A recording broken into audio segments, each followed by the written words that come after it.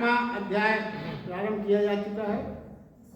20वें श्लोक तक हमारे विद्वान श्री रमेश सिद्ध जी ने बताया कि 20वें श्लोक तक हो चुका। उसके आगे का क्रम हम आज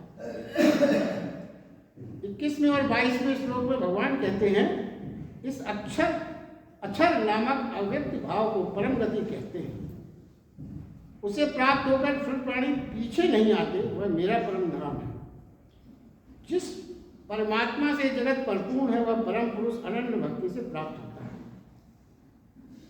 सुनने में भगवद गीता के श्लोक बड़े कनिष्ठ से महसूस होता है, मगर उनके अंतर के भावों को थोड़ा सा भी ध्यान से सुनेंगे समझेंगे तो इसमें कोई ऐसी कठिनाई नहीं।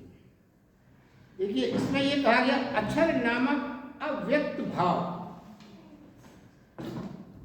को परम गति कहते हैं। तो पहले अव्यक्त भाव क्या है, इससे क्या तात्पर्य है? तो पिछले श्लोक में जो 19वें 20वें श्लोक में थे इसकी विस्तृत चर्चा की गई है। अव्यक्त भाव का मतलब यह है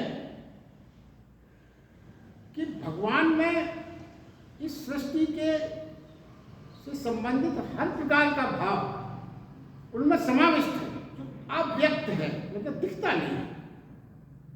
और उसमें से ही कुछ चीजें जो व्यक्त हो जाती हैं उस सृष्टि के रूप में, ग्रहों के रूप में, तरह तरह के उसके रूप में व्यक्त भाव में दिखने लगती है, मगर वो बाद में लीन वहीं होंगी जहां से वो व्यक्त हुई है। अब इसको और सरलता से अगर आप समझें तो जो मैंने इसमें प्रयास किया है बहुत सरलता से, पूरी तरह से वो नहीं उसमें फिट होता, फिर भी सरल है। जैसे मान लीजिए आप किसी गायक को समझते हैं, मान लीजिए आप उदाहरण के लिए हमारी आदरणीय लता मंगेशकर के बारे में सुन, उन्होंने बहुत से हजारों गाने गाए और उनको ये भी माना जाता है, आपको पता है कि हजारों गाने उन्हें मौका याद भी थे, कहीं भी आप कोई गाना हो। तो ये मानिए कि लता जी के अंदर हजारों गाने अव्यक्त रूप से हैं, समाविष्ट हैं, जिसका आपको नहीं मालूम। आपसे अगर कोई पूछे कि अव्यक्त भाव क्या है, आप नहीं बता सकते, कोई नहीं बता सकता कि अंदर क्या भाव छिपे हुए हैं, कहाँ तक है वो संख्या, कौन से हैं वो, कोई किसी को नहीं बता सकता, क्योंकि मगर हैं। और उन्होंने मान लीजिए आपके सामने एक गाना प्रस्तुत किया, उस अव्यक्त में से एक गाना व्यक्त हो गया, तो आप सुन पाए, समझ पाए, देख पाए, उसका आनंद ले पाए।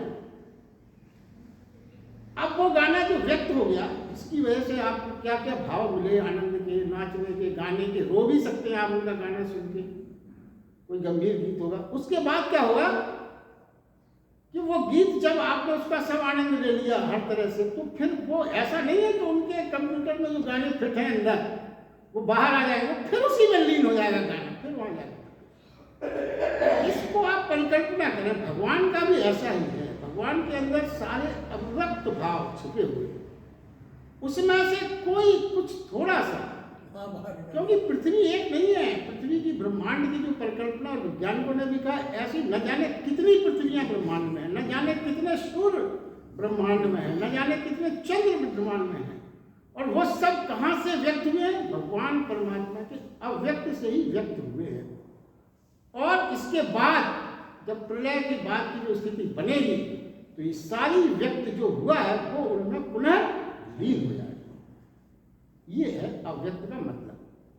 अब देखिए ये सब क्या है, अगर आप इसके कंसेप्ट को गीता भी समझ लें तो कहीं कुछ ऐसा नहीं लगता कि कोई बहुत विचित्र बात कह दी भगवान के द्वारा ही। और भगवान का ये चीज आप और समझे, उनके अव्यक्त भाव के प्रकट होने के बाद ही सब चीजें स्पष्ट हो जाती है। वो खुद कुछ नहीं करते, उन्होंने व्यक्त किया कि फिर सारा काम प्रकृति करता है। अब जैसे, और वो बंधन में क्यों नहीं बनते व्यक्त करने के बाद भी?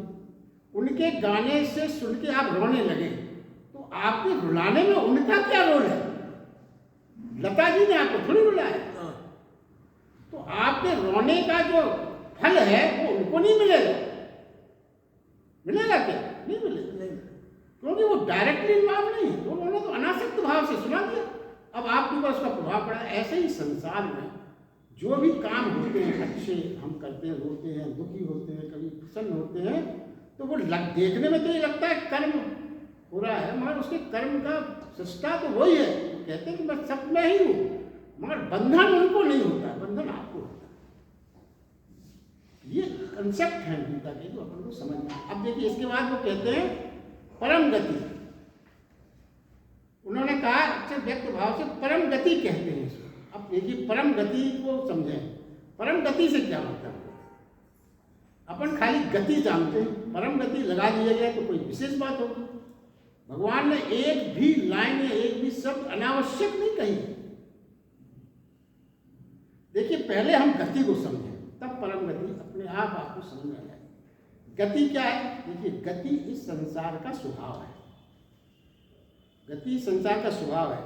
यहां तक आप समझे, वैज्ञानिक रूप से अब सिद्ध हो गया कि पत्थर भी, मकान भी, उनके अंदर भी अणुओं का, इलेक्ट्रॉन प्रोटॉन की गति चल रही है। वो स्थिर दिखते हैं अपन को, पत्थर स्थिर है, मकान स्थिर है, मगर नहीं, उनके अंदर भी गतिशीलता चल रही है। और वो इतनी सघन है कि एक दूसरे के इतने करीब है कि वो बहुत कॉम्पैक्ट है।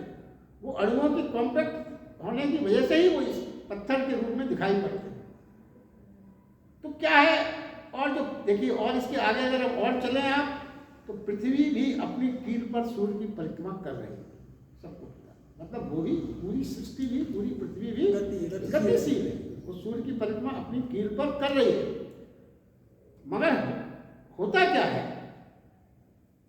कि जैसे आप अगर ये सीलिंग फैन चलाएं, अभी तो खड़ा है, आपको 3 पंखे उसके दिख रहे हैं, थोड़ी गति करेंगे पंख दिखना कम हो जाएंगे। और अगर आप बहुत फास्ट यदि इसकी गति कर देंगे तो पंख दिखना बंद हो जाएंगे। सही। फिर आपको ये लगेगा कि ये तो रुका हुआ है। तो इसका तात्पर्य ये हुआ कि यदि गति बहुत तीव्र होती है तो हमें वस्तु स्थिर लगती नहीं। जैसे आप हवाई जहाज से कभी हाल में आया, सिर्फ ऐसा लगता है कि हवाई जहाज खड़ा है आकाश में, 1000 किलोमीटर की गति से चल रहा है। तो परिकल्पना अंदर बैठे वाला कर ही नहीं पाता, बाहर वाले जरूर दिखता होगा जा रहा है। आप बाहर जो देखिए, जब थोड़ा नीचे आएगा तब आपको नीचे की चीजें आगे बढ़ती, ऊपर जब रहता है हजारों फीट ऊपर, ये लगता है स्थिर है।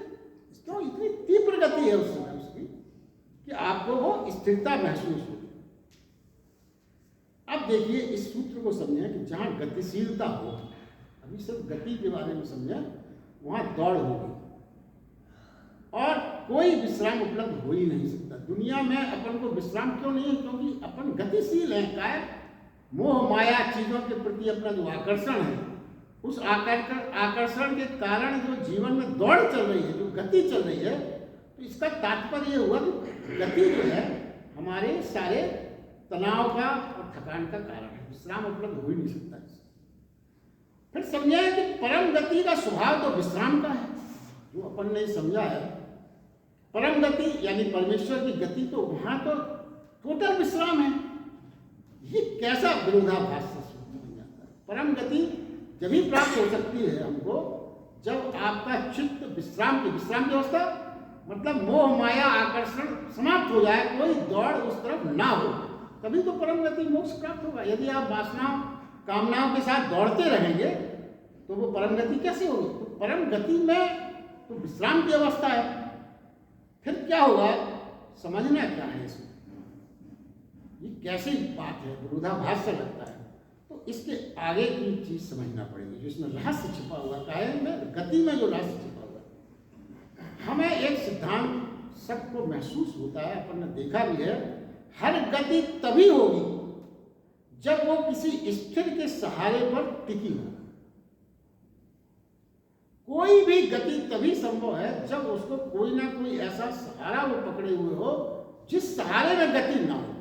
जैसे बहुत सरलता से आप समझें, जब कुम्हार का चाक घूमता है तो बीच में जो कील रहती है वो स्थिर रहती है, उसमें कोई किसी तरह का मूवमेंट नहीं है। और अगर वो कील भी घूमने लगे तो चक्र की गति खत्म हो जाती है। तो इसी तरह आप ये समझें कि कोई भी, पृथ्वी भी जो घूम रही है तो एक कील पर घूमना माना जाता है, वो कील स्थिर है। आपका कार का पहिया भी घूमता है तो जिसके सहारे वो घूम रहा है उसको क्या एक्सल कहते हैं, वो स्थिर रहता है। यदि उसका मूवमेंट हो जाने लगे तो आपकी कार चल ही नहीं सकती। ये सबके अनुभव है, और इन्हीं अनुभवों को हमें इस आध्यात्मिक ज्ञान से यदि हम जोड़ें तो चीज़ों को बहुत सरलता से समझा जा सकता है। तो देखिए, और इसी प्रकार क्या है, अब जब ये गति हमारे शरीर में भी जो एक गति चल रही है, हम बच्चे थे, बड़े हुए, जवान हुए, बुढ़े हो रहे, तो गति तो है ना, जीवन भी तो गतिशील है। तो ये कैसे बिना गति के तो कोई परिवर्तन ही नहीं हो सकता। तो इसका मतलब ये हुआ, जो पहले कुछ उदाहरण दिए गए वो मात्र इसलिए दिए गए कि हम और आपको ये अनुभव हो सके कि अपने शरीर में भी निश्चित रूप से कोई ऐसी कील होगी परम, जिसकी जो स्थिर है, सर्वदा है, उसी पे तो गति होगी अपने शरीर की। जब बाहर अपन को प्रत्यक्ष दिख रहा है कि किसी कील पर ही गति संभव है, तो शरीर में भी होगी। और ये जो है परम गति, हम तो अब देखिए फर्क क्या है, जो सांसारिक गति हमें दिखती है, चाहे वो हम कहीं जा रहे हो या तीर्थ यात्रा पे जा रहे हो, तो उस गति के लिए क्या चाहिए, या तो सांसारिक साधन चाहिए या पैर चाहिए, उसके बिना गति नहीं हो सकती संसार में। मगर ये जो परम गति जिसकी चर्चा शारीरिक क्रम बढ़ने वाली की गई है, तो जो आपके भीतर अक्षर है, अक्षर मतलब जो स्थिर है, जो गति आपकी गति को संभाले हुए है, तो उसके लिए भीतर की यात्रा करना पड़ेगी, और भीतर की यात्रा पैरों से नहीं। इंद्रियों का उपयोग उसमें नहीं होता। बाहर की गति में और भीतर की गति में ये डिफरेंस है। यहां मन का सहारा नहीं लेना पड़ता, मन का सहारा छोड़ना पड़ता, क्योंकि मन ही तो अपनी गति कराता है। तो यदि उस परम स्थिरता को, उस परम स्थिर स्तंभ को यदि हमारे जो अंदर स्थापित है, अनिवार्य रूप से स्थापित है, वरना हमारी गति संभव नहीं है, उस तक पहुंचने के लिए अब देखिए और इसको समझें। वो गति किस वजह से है, अपने चक्र जो गतियों के चल रहे हैं, वो अपने शारीरिक तो चल ही रहा है क्रम बढ़ाव का, मगर उसमें क्या है, क्रोध की, वासना की, इनके चक्र भी अपने शरीर में घूम रहे हैं, वो भी बढ़ते जाते हैं, क्रोध की, वासना की, लोभ की। तो अब देखिए जो चाक घूम रहा है कुम्हार का, उसकी परिधि में जो है, अगर उसको स्थिरता पाना है तो क्या करना पड़ेगा। कोई भी चीज अगर मान लीजिए किसी चक्र पे, घूमते हुए चक्र पे है, तो वो तो परिधि के साथ घूम रही है, चक्र घूम रहा है, उसी के साथ वो चीज भी घूम रही है। अगर उस चीज को स्थिरता पाना है तो क्या करना पड़ेगा, उसको उस परिधि को छोड़ के उस कील के समीप जाना पड़ेगा। क्यों, कील ही तो स्थिर है, तो धीरे धीरे उसे उस परिधि का परित्याग करने का अभ्यास करना पड़ेगा, जब ही वो उस कील तक पहुंच पाए। तो क्या कहते हैं, परम धाम ऐसी मंजिल है और परम गति ऐसी मंजिल है जो हमारे अंदर स्थिर है, हमें मिली हुई है, कहीं खोजने की जाने की बात ही नहीं है। क्योंकि आपके अंदर अगर वो स्थायित्व ना होता परमेश्वर का, तो आपको गति कर ही नहीं सकते थे। अब क्या है कि वही जो यात्रा है आपकी, अपने अंदर जाने की यात्रा, उस परम स्थायी परमेश्वर की जो स्थायित्व अपने अंदर है, उस तक पहुंचने की यात्रा ही सारी साधना, सारी तपस्या, सारी उपासना का परिणाम है। और उसी का अभ्यास करने के लिए भगवान कृष्ण कह रहे हैं कि यदि आप ऐसा अभ्यास करेंगे तो परम गति को प्राप्त होगा, जो इस श्लोक में पहले कहा गया। परमात्मा के, इसके बाद भगवान कहते हैं परमात्मा के अंतर्गत सब भूत हैं, इसमें संपूर्ण जगत व्याप्त है। परमात्मा की अनन्य भक्ति से पाने योग्य है। बाद में सेकंड लाइन में ही आया था 22वें श्लोक में कि परमात्मा के अंतर्गत ही सब भूत है। ये तो अपन ने समझ लिया कि परमात्मा के अंदर ही सारे प्राणी समाविष्ट है, और वो जब व्यक्त भाव में आते हैं तो वो प्राणी संसार में दिखने लगते हैं। वो ये कहते हैं कि परमात्मा को कैसे पाया जा सकता है, तो वो बताते हैं कि अनन्य भक्ति से ही मुझे पाना संभव है। तो पहले अनन्य भक्ति, तो अनन्य क्या है? अनन्य यानी इंटीग्रेटेड, आप अपने भीतर इतने एक हो जाएं, आप अपने भीतर इतने एक हो जाएं कि जहां भी आपके नेत्र उठें, पूरे प्राण सहित उधर ही उठे और कहीं न जाए ध्यान। मतलब आपको अंदर इतनी एकाग्रता हो जाए कि अगर यदि एक चीज पे आपका ध्यान गया जैसे, तो फिर और अन्य चीजें हमारे ध्यान में ही ना आए।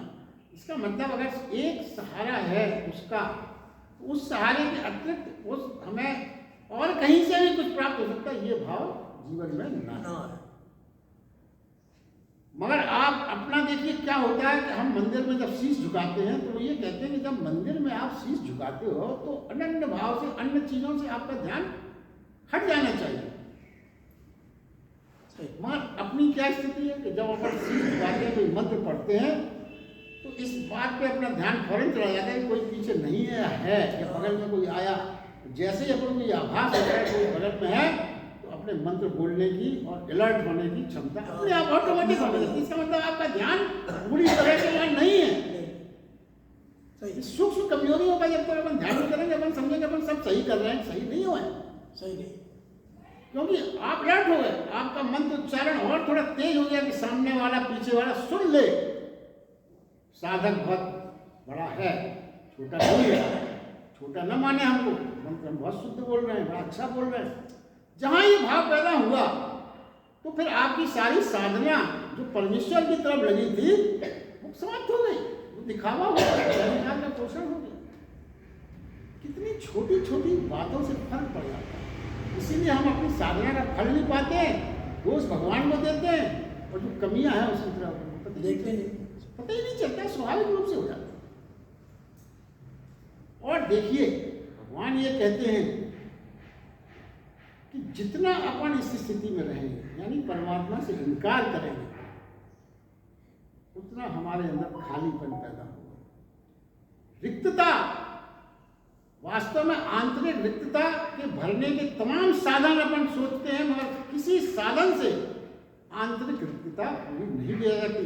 बाह्य साधन से आप सब चीजों को रिक्तता भली दूर कर ले, इस कमरे में आप फर्नीचर लगा दें, सोफा लगा दें, तरह तरह के बाह्य साधन बना दें, मगर जितने आप बाह्य साधन से अपने घर को भवन को युक्त करेंगे, आपके अंदर उतनी ही रिक्तता पैदा होती है। क्यों? क्योंकि उन साधनों को एकत्रित करने में आप निश्चित रूप से आपने कुछ ना कुछ कहीं ना कहीं तो भेदभाव, कुछ ना कुछ गड़बड़ी तो करना ही पड़ेगा। सीधे सीधे आज की दुनिया में साधन एकत्रित करना संभव नहीं है। तो वो जो भाव आपके अंदर पैदा होगा वो आपके अंदर आत्मा को कमजोर करेगा, और आत्मा को कमजोर होने का मतलब ये है कि आपके अंदर रिक्तता का भाव आएगा। और वो ये कहते हैं कि अच्छी प्रकार जान लें, किसी चीजों से नहीं, सिर्फ परमात्मा से ही अंतर की रिक्तता दूर की जा सकती। सिर्फ परमात्मा की प्राप्ति के साधन करके उसको प्राप्त करने का भाव अपने अंदर पैदा करेंगे, मात्र उसी से अंदर की रिक्तता पैदा की जा सकती है, और कोई साधन नहीं। इसके बाद भगवान कहते हैं, हे अर्जुन, जिस काल में शरीर को त्याग कर गए हुए योगी हैं, जिस काल में पीछे न आने वाली गति को और पीछे आने वाली गति, दोनों गतियों को प्राप्त होते हैं, उस काल और उस मार्ग के बारे में तुम्हें मैं बताऊंगा। मतलब देखिए, कोई इनका कहने का मतलब यह है कि ऐसी साधना भी होती है शरीर त्याग करने के बाद, ऐसी काल भी होता है, या तो आप पुनः पुनर्जन्म आपका नहीं होगा या होगा, स्पष्ट है। दो इसी में हमने ये कहा, या तो पीछे की गति को प्राप्त नहीं होगा या होगे। तो ये कैसे होगा? क्या ऐसा होगा कि आप पीछे की गति को निश्चित प्राप्त होंगे? क्या ऐसा कालखंड होगा जो पीछे की गति को प्राप्त नहीं होगा? इसके बारे में भगवान कहते हैं कि अब मैं तुम्हें ये रहस्य भी बता रहा हूं। वो ये कहते हैं उन दो मार्गों में से, आगे इसका आया विवरण, उत्तरायण मार्ग, दक्षिणायन मार्ग उन्होंने नाम दिया है। दो मार्ग हैं, जिस मार्ग पर प्रकाश है, ज्योति है, अग्नि है, दिन है, उसको शुक्ल पक्ष कहा गया, उत्तरायण मार्ग माना गया। उसके 6 माह माने जाते हैं। इस मार्ग पर मरकर गए हुए व्यक्ति ब्रह्मवेत्ता पुरुष ब्रह्म को प्राप्त होते हैं। और विश्लेषण क्या है संसार में प्राणी। देखिए अब आप इसको और समझें, इस ज्योति और इसमें प्रकाश को पहली बात तो अब आगे आएगा, मैं अभी आपको बता दूं कि ये इसका भ्रम न पालें। उत्तरायण या शुक्ल पक्ष में जिनकी मृत्यु हुई वो सब ब्रह्म को प्राप्त हो जाते होंगे, ऐसे तो फिर गड़बड़ है सारा सिद्धांत। ना ऐसा उत्तरायण का मतलब अलग है, वो आगे व्याख्या आएगी तो उन्होंने ये क्यों कहा, प्रतीक रूप में कहा। मगर पहले आप ये समझें कि संसार में तमाम प्राणी जीवित लगते हैं, सब जीवित लगते हैं। यहाँ जो काम कर रहा है उठ रहा बैठा सब जीवित लगते हैं, जीवित प्रतीत होते हैं। मगर शारीरिक स्तर के अलावा जीवंतता का एक सिद्धांत, शरीर चल रहा है तो मतलब जीवित है। तो शारीरिक स्तर के अलावा जीने का जो अंदाज है उसको यदि पैमाना माने और विचार करें तो क्या हालत है। अधिकांश प्राणी जीते तो हैं, इसको जरा ध्यान से सुनिए। अधिकांश प्राणी जीते तो हैं मगर जीवंतता उनमें नाम मात्र तो नहीं है। अब जीवंतता का मतलब क्या है? जीवन के बारे में अधिकांश लोग कुछ जान ही नहीं पाते। ना तो उनके जीवन में कोई सुगंध है, ना उनके जीवन में कोई आनंद है, ना कोई रस है। उनको यही नहीं पता कि हम जी क्यों रहे हैं। वो मात्र अस्तित्व को ढो रहे हैं। अब जीवन है तो ढो रहे हैं, जी रहे हैं। बाकी उन्हें यह भी नहीं पता कि वो ये जीवित क्यों है, बने हुए क्यों हैं, बस हैं इसलिए हैं, अब क्या करें। और किसी प्रकार की कोई जीवंतता उनके जीवन में नहीं, अधिकांश। अब देखिए कुछ प्राणी ऐसे भी हैं, तो ये व्याख्या हुई, कुछ प्राणी ऐसे भी जो मृत्यु के समय भी इतने जीवंत होते हैं कि हम उनकी मृत्यु को मान ही नहीं पाते। वो अमर हो जाते, वो मरकर भी अमर हो जाते हैं। तो अमर जो खाली शरीर से जुड़े हैं वो तो खत्म हो गए कि उन्होंने शरीर के अतिरिक्त किसी को कुछ समझा ही नहीं, ना उन्हें जीवन में कुछ किया। अपने शरीर को संभालने के अतिरिक्त तो शरीर में उनका ज्यादा परिवार मान लो, इसके अतिरिक्त उन्होंने कुछ नहीं किया। मगर जिन्होंने कुछ ऐसा किया है वो मर के अमर हो जाता। अब इसका क्या मतलब, क्या करना है? तो वो कहते हैं हमें मृत्यु के बाद भी कोई दूसरा आत्मी भाव से क्यों याद करेगा? जब ही याद करेगा जब हमें हमारा अभाव उसको प्रतीत हो, तभी तो आप किसी को याद करोगे। और अभाव तब प्रतीत होगा उस मनुष्य का जब उस प्राणी ने समाज के लिए, अपने कुछ परमार्थ भाव के मित्रों के लिए कुछ विशेष किया हो, तभी तो आपको अभाव प्रतीत होगा। वरना आप अपने घर में रहा, भोजन करता रहा और परिवार के सब करता रहा, मर गया, आपको क्या लेना देना? आपको कुछ नहीं हुआ, समाज को कोई लाभ नहीं उससे, समाज के लिए कोई प्रयास नहीं। और आप अपने, तो फिर आपको क्यों समाज, आपका लिए कोई अभाव पैदा नहीं हुआ समाज में आपके जाने के बाद। तो देखिए क्या है, हम और आपको अपने जीवन में यही प्रयास करना चाहिए, तब कुछ ऐसा तो कर जाए जिससे हमारी विविधता लोगों को महसूस हो। बोलने में हो सकता है थोड़ा सा लगे, आज मैं यहाँ बोल रहा हूँ, भगवान ने कहे दूसरा क्षण किसी ने नहीं देखा, तो आप हमें क्यों याद करोगे? इसलिए याद करोगे कि हम बोल रहे हैं, आपको आनंद आ रहा है। सही बात।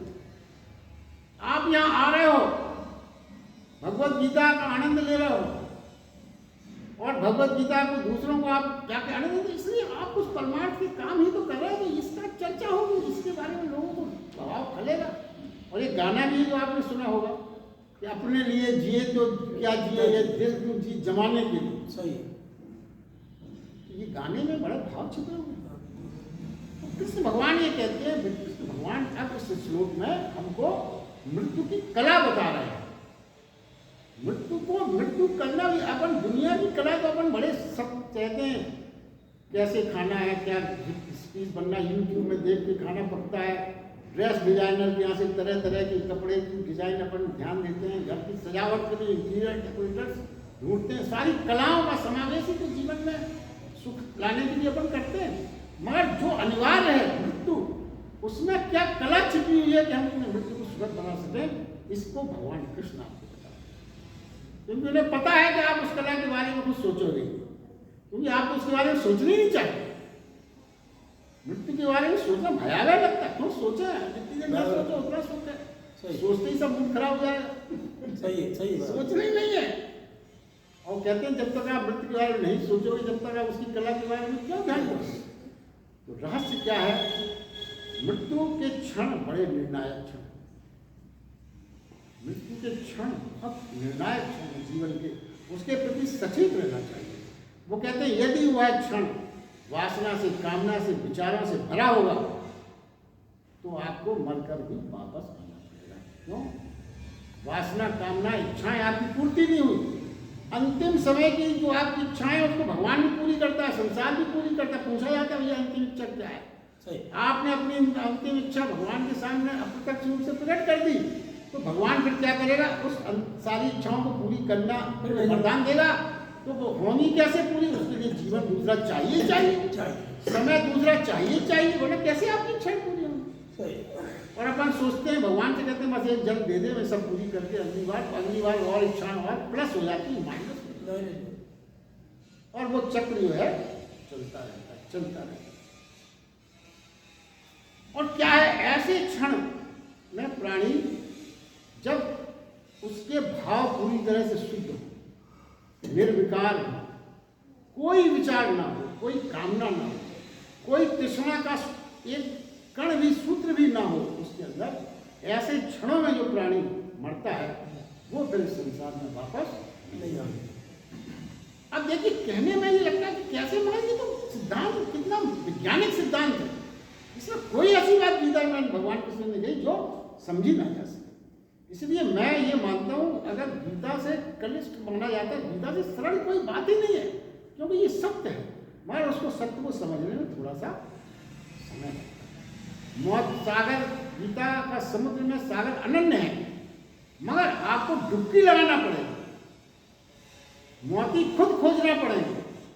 आप किनारे बैठे इंतजार करते रहो तो कोई मोती अंदर से बाहर आके आपकी हथेली में आ जाए, नहीं, प्रयास आपको खुद करना। मत छिपा सब है ज्ञान। देखिए वो कहते हैं उस काल में क्या हुआ, उस काल के क्षणों में ना तो अतीत हो, मृत्यु के अंतिम काल में ना अतीत हो ना भविष्य हो, सिर्फ वर्तमान हो, वो भी निश्चल, निर्दोष, अनवर्णन, निर्भर, निर्बोझ। ऐसा काल को मृत्यु के समय, ऐसे काल के क्षण मृत्यु मुक्ति बन जाती है।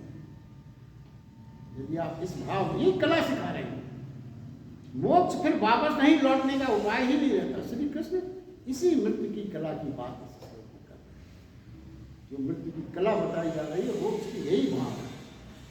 अब जो दो मार्ग की चर्चा भगवान ने की, उत्तरायण मार्ग क्या है? जिस मार्ग पर ज्योति हो, अग्नि हो, उत्तरायण के 6 मार्ग, उसमें भगवान ने कहा कि वो मर के ब्रह्म को प्राप्त होते। तो गीता का रहस्य समझने का प्रयास करना यह है कि समझे किसी कालखंड के महीनों की ये बात नहीं हो रही है कि कोई बहुत दुराचारी भी इन कालखंड में गया तो वो ब्रह्म को डायरेक्ट ऐसे टिकट कर दिया, ऐसा कुछ भी नहीं है। क्या है, यदि अंतर जगत गहन की बात होगी, कोई अंतर जगत गहन की बात होगी तो उसको समझाने के लिए प्रतीक चुनना पड़ता है। सीधे सीधे कोई बात कैसे कही जा सकती है? कितनी भी, और प्रतीक की सीमा है, प्रतीक संसारिक चीजों से तो प्रतीक लेना पड़ेगा, तभी तो आदमी को समझ में आएगा। सीधी बात समझना कठिन हो जाता है, सीधा कह दिया है तो समझना बहुत कठिन है, उसके लिए कोई ना कोई प्रतीक बताना पड़ता। भगवान के निराकार भाव को समझाने के लिए सगुण उपासना बताई है, वो भी प्रतीक रूप में ली है ऋषि मुनियों ने। नहीं तो ओमकार है सबसे बड़ी साधना, मगर उस ओमकार को आपको सीधे सीधे समझाया जाए तो आप समझ ही नहीं पाओगे। आपकी श्रद्धा और आपका चिंतन वहां एकाग्रता नहीं जुट पाएगी, इसलिए सगुण उपासना बताई है। इसी प्रकार क्या है कि ये आपको उदाहरण बताएगा। जैसे मान लीजिए आपसे कोई जीवन में आपके आनंद की घटना घटित होती है और आपसे कोई पूछा कि आनंद की परिभाषा क्या है, कैसा लग रहा है, आप बता पाओगे? कैसे बता पाओगे? आपको उल्लास और आनंद अंदर जिसकी आपको अनुभूति से आप आनंदित हैं, कोई आपसे कहे कि आनंद में कैसा होता है, क्या है आनंद, क्या मिल गया तुमको? अब क्या मिल गया? कोई वस्तु हो तो आप उसके डायमेंशंस बता दो, इतने मीटर, कितना इंच, आनंद के डायमेंशन कैसे बताएंगे आप? प्रतीक रूप में आपको बताना पड़ेगा। और वो प्रतीक ये मान के चलिए, कितने भी आप खड़े और सब प्रतीक ले लें अपनी समझदारी बुद्धि से, उस सत्य को पूर्णतः उजागर नहीं कर सकते, क्योंकि आंतरिक चेतना की अनुभूति को प्रतीकों से पूर्णतः नहीं समझा जा सकता। आंशिक रूप से भले ही आप समझ लो, इशारा समझ लो, मगर पूर्णता उसमें आ सकती है। शब्दों में इतनी सामर्थ्य नहीं है कि आध्यात्मिकता के भाव को पूर्णतः आपको बताया जा सके। इसलिए सब इशारे हैं, प्रतीक रूप है ना। अब देखिए, वो ये कहते हैं 6 माह उत्तरायण और 6 माह दक्षिणायन की बात जो की, उसका रहस्य भी हमको समझना है। मान लीजिए आपकी जीवन की आयु 80 वर्ष 100 वर्ष यही मानी जाती है, तो भगवान ने ऐसे नहीं कहा कि जो इस तरह के मार्ग में चले उसमें बिल्कुल कोई आप किसी लायक नहीं हो, खत्म, आपको आउट ऑफ दी मार्ग ना। भगवान ने किसी ने साथ नहीं छोड़ा, और ये विशेष ध्यान रखा है कि संसारिक प्राणी क्या क्या कर सकता है, उसकी कमजोरियाँ क्या है, उसका भी उद्धार होना। तो ये कहते हैं कि इतना तो समझ कि तूने यदि जीवन के 80 और 100 साल की उम्र में 40 साल 50 साल तूने अधोगति में बिता दिए, कोई बात नहीं, क्योंकि सब कोई करता है। कितने भी आप भाषण दे लो, शुरुआती जीवन में जो अधोगति आ गई, अधोगति से ये मतलब नहीं पूरा पतन हो गया, अधोगति उसको भी हमने कह दिया जो मोह माया और वासना में गुजार दिया, वो भी एक तरह की आध्यात्मिक भाषा में अधोगति कहेगी। तो वो ठीक है, आपने अपने 40 साल 50 साल मोह वासना कामना इच्छा पूर्ति में सब में लगा दिए, कोई बात नहीं। अब शेष जो आधा भाग बचा 50 साल के बाद, वो कहते हैं कि उस समय तो तू तेरी जो ऊर्जा है वो ऊर्ध्वगामी कर ले। 50 साल कोई बात नहीं, लगा दिया तुमने, अब शेष आधा भाग ऊर्ध्वगामी होना चाहिए। यही उत्तरायण मार्ग है।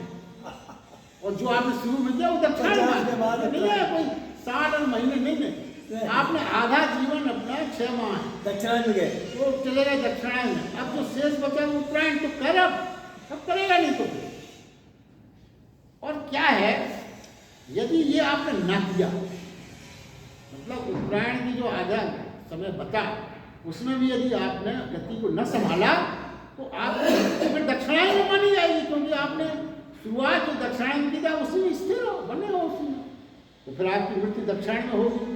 दक्षिणायन में होगी तो पुनर्जन्म और गति सब वासना कामना से अतिरिक्त हो।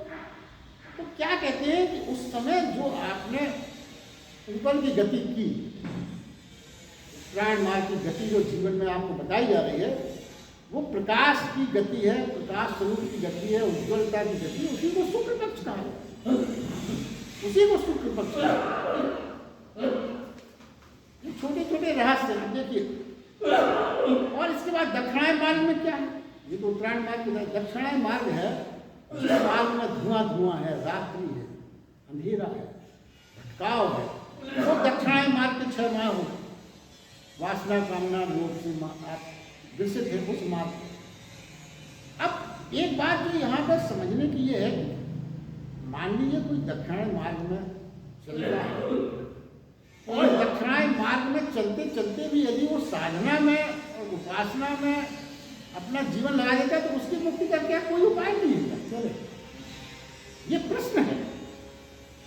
देखिए पिछले श्लोक 24 में जो उन्होंने कहा था कि प्रभु साधना में निम्न उत्तरायण मार्ग में जो होता है उसको फिर क्या है, प्रश्न दिमाग में आना चाहिए कि फिर क्या दक्षिणायन मार्ग में जो जी रहे हैं वो साधना में संलग्न हो सकते हैं, उन्हें साधना का क्या फल मिलेगा?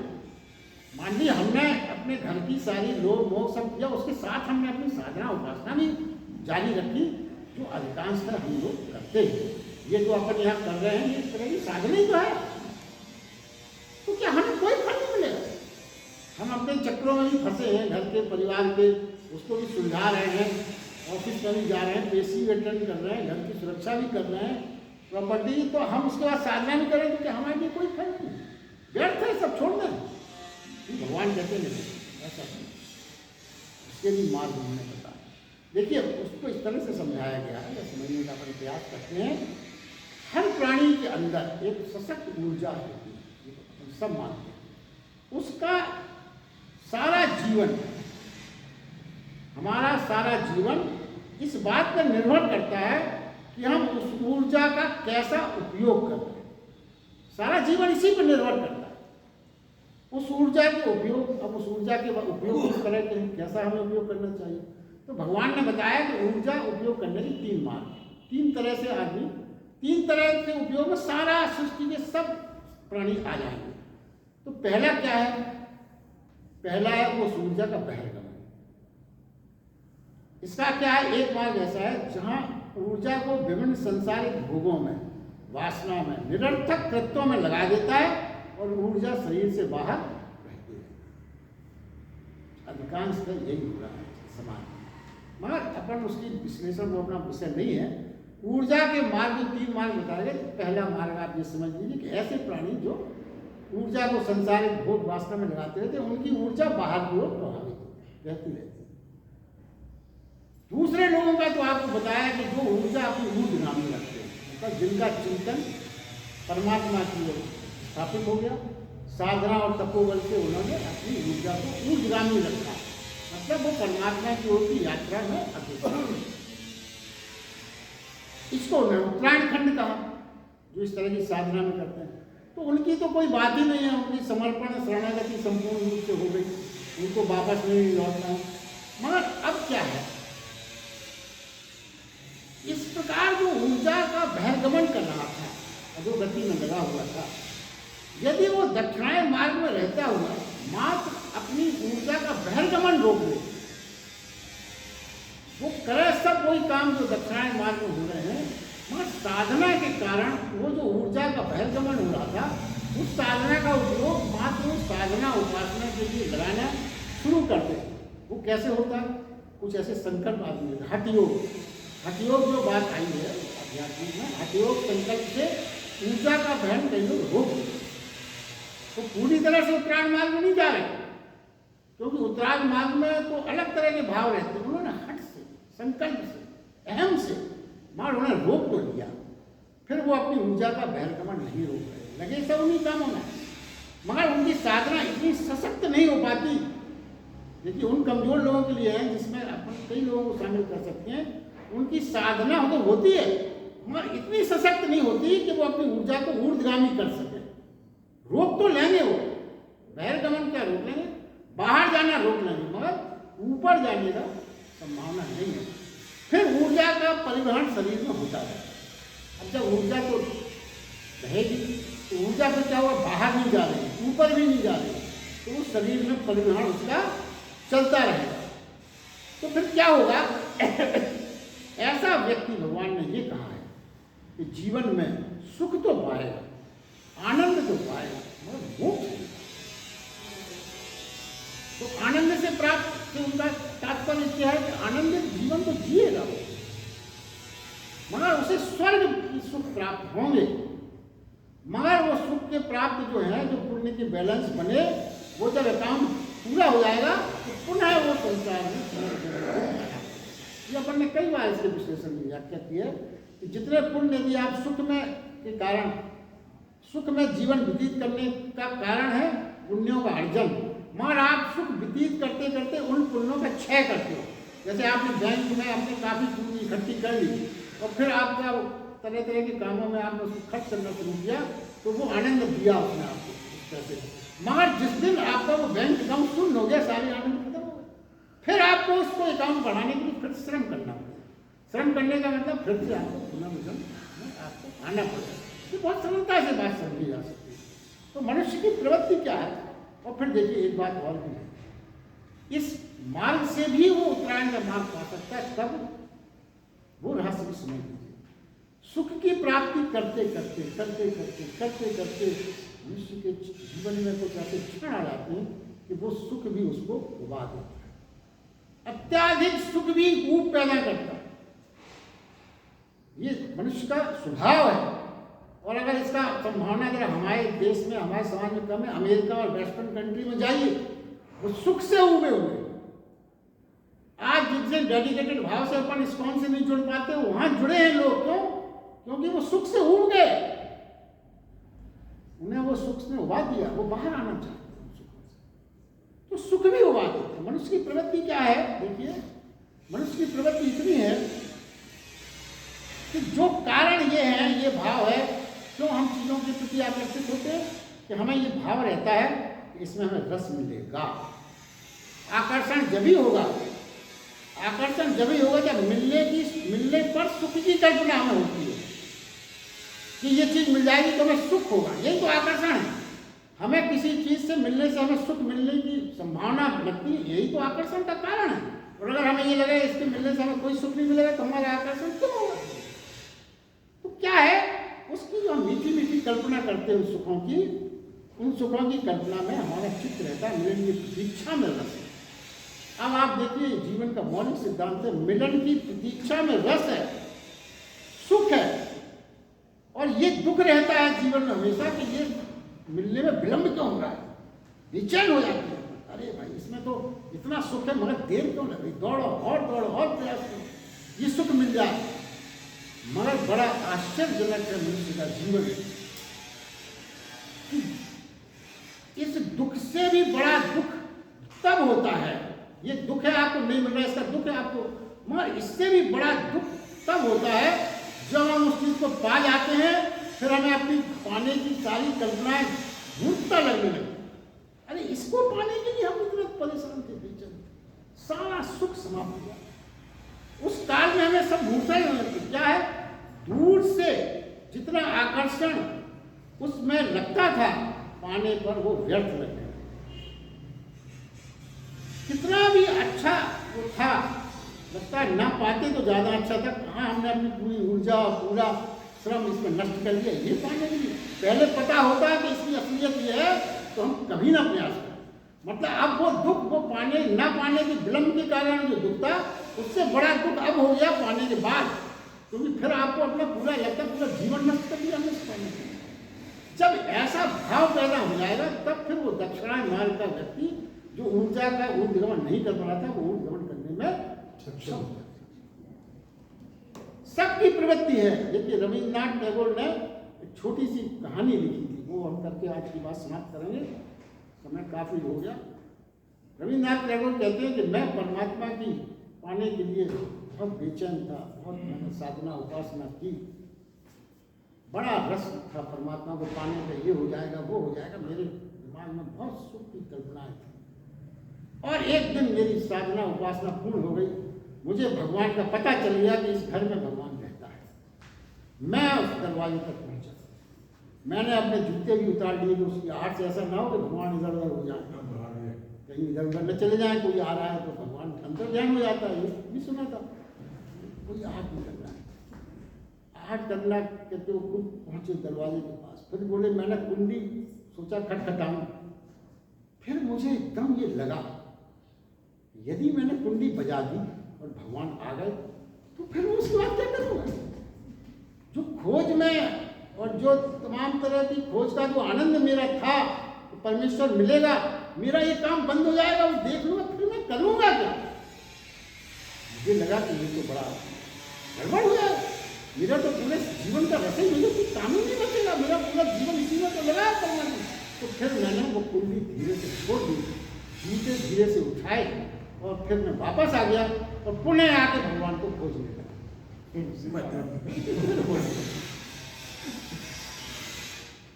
चलिए आज की बात अपन यही समाप्त करते हैं, अगला क्रम आगे लेंगे कल।